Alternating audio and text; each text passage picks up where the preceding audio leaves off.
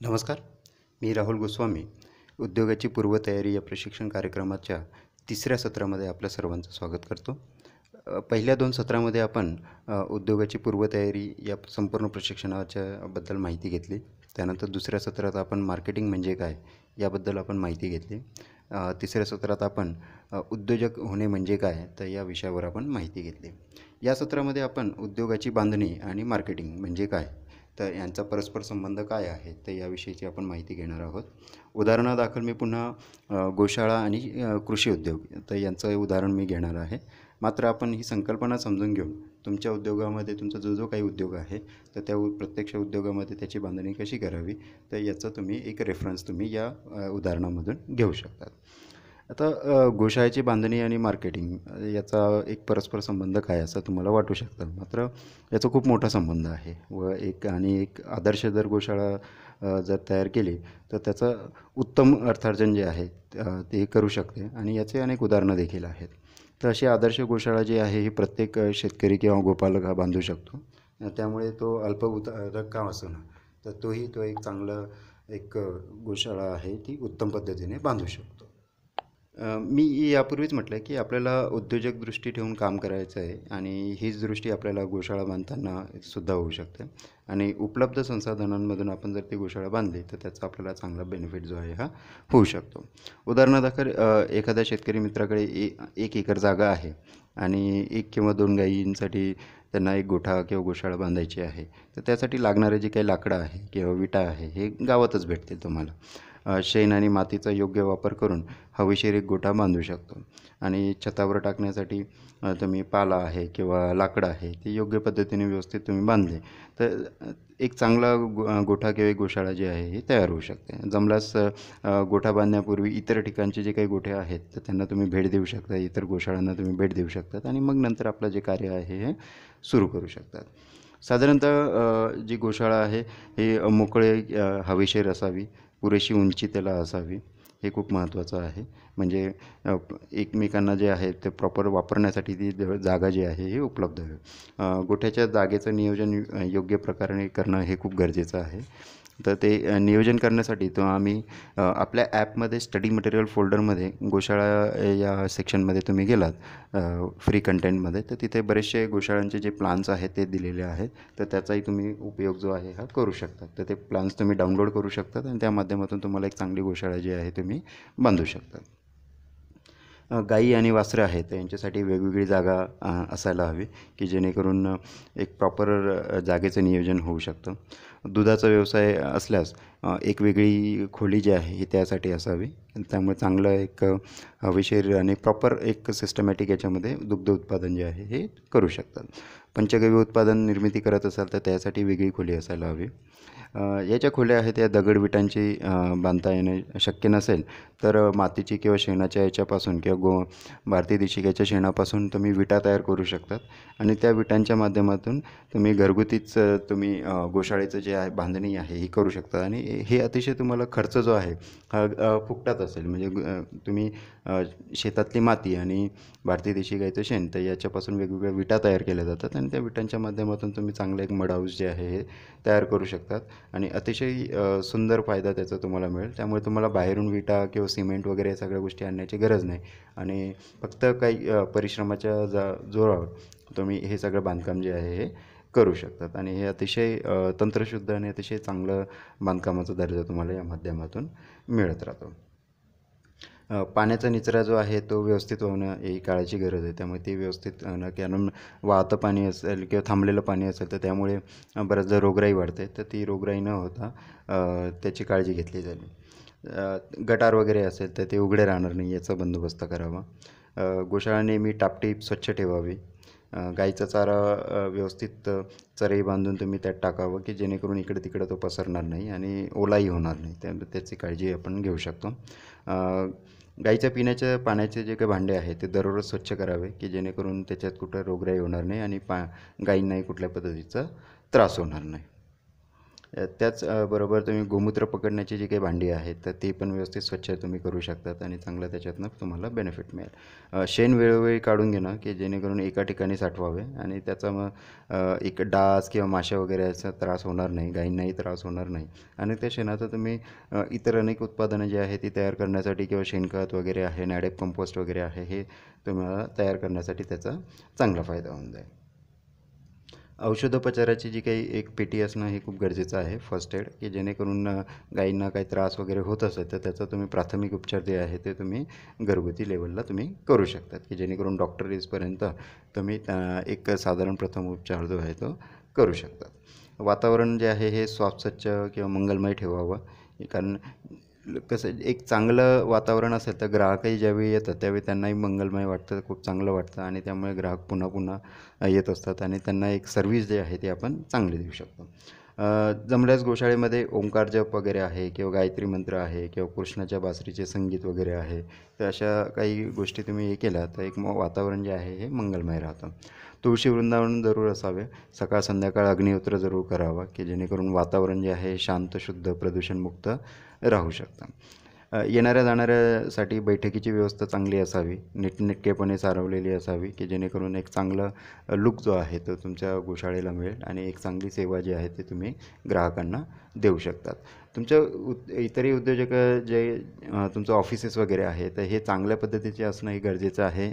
आणि हे कृषी जे उदाहरण मी आता गोशाळेचं दिलं तर ही सगळी ज्या गोष्टी आहेत त्या आपलं इतर उद्योजकांच्या ऑफिसेसला पण लागू पडतात किंवा घरगुती तुमचं असेल तर की ज्या रूममध्ये तुम्ही उद्योगात थाटला असेल तर त्या ठिकाणचं वातावरणही अशाच पद्धतीचं मंगलमय असायला हवं, की जेणेकरून एक नॅचरल फील देता येईल आणि ग्राहकांनाही ते चांगलं वाटेल आणि त्या माध्यमातून तुम्हाला ग्राहकांशी एक चांगला संवाद जो आहे तो साधू शकता.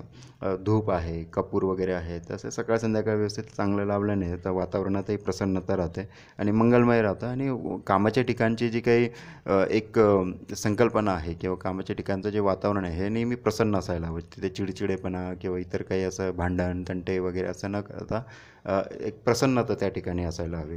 त्यामुळे आपल्यालाही काम करायला बरं वाटतं, ग्राहकांनाही चांगलं वाटतं आणि आपल्या उद्योजकाची आपली तिथे भरभराटही होते. तर अशा मंगलमय वातावरणात जेव्हा आपला ग्राहक येतात तर तेव्हा त्याची एक नाळ आपल्या गोशाळेबरोबर किंवा आपल्या उद्योगाबरोबर जुळते. साफ स्वच्छतेतून आपल्याला जी काही कार्य करण्याची पद्धत त्यांना कळते आणि त्या माध्यमातून ते आपल्या कायमचे आपलेसे होतात. उदाहरणार्थ एक दुधाच्या निमित्ताने येणारा ग्राहक आपले कार्य बघून त्याचा विश्वास वाढतो आणि त्या माध्यमातून तो आपली इतर उत्पादनंसुद्धा घेण्यास उद्युक्त होतो. तर हा आपण गोष्ट लक्षात ठेवणं खूप महत्त्वाचं आहे. लबाडपणा किंवा फसवेगिरी याच्याने ग्राहक दूर जातात. दुधात पाणी टाकण्यासारखे अनैसर्गिक जे प्रकार आहेत ते करू नये. प्रसंगी थोडा जादा रेट घ्यावा, मात्र उत्पादनाच्या दर्जाचे अजिबात खोडसाळपणा करू नये. कारण एक उत्पादन ग्राहकांना आवडले तर तो इतर उत्पादने घेण्यास उत्सुकता दर्शवतो आणि त्या माध्यमातून आपलं जे काही सेल्स आहे तो उत्पादनाची विक्री जी आहे ती वाढते आणि त्याचा आपल्याला एक चांगला रेव्हेन्यू जनरेशन करण्यासाठी मदत होते. गोठ्याच्या एखाद्या खोलीमध्ये किंवा दरवाजाजवळ उत्पादन मांडण्यासाठी चांगला एखादा टेबल ठेवावा आणि त्या माध्यमातून स्वच्छ चांगले कापड टाकून तर आपली उत्पादने जी आहे ती तुम्ही त्या ठिकाणी ठेवू शकतात. तुमची गोशाळा ही तुमचे पहिले मार्केटिंगचे दालन असते तर ते कायम लक्षात ठेवावं. आपल्या गोशाळेमध्ये शक्य होईल तेव्हा धार्मिक उत्सव जसं गोसूक्त कथा आहे, भागवत कथा आहे, सत्यनारायण पूजा वगैरे आहे, तर यांचे आयोजन करावे की ज्या निमित्ताने आपला जनसंपर्क वाढेल आणि गोविज्ञान लोकांपर्यंत पोहोचेल आणि आपण आपल्या गोशाळेची उत्पादनांची माहिती जी आहे ती लोकांना देऊ शकतात. गोविज्ञानाबद्दलची जी माहिती देणारे काही फलक आहेत तर ते आपण त्या ठिकाणी लावू शकतो आणि त्याच्या माध्यमातून आपण गोविज्ञानाचा जो प्रचार प्रसार आहे तो करू शकतो. जाड पुठ्ठ्याच्या कागदावर स्केच पेन किंवा एक रंगांचा वापर करून तसे काही फलक जे आहे ते तयार करू शकतात आणि गोविज्ञानाबद्दल जागरूकता जी आहे ती तुम्ही पसरवू शकतात. तर जेवढी जागरूकता तुम्ही पसराल तेवढंच तुमचं उत्पादनांची विक्री जी आहे ही सहजपणे वाढते.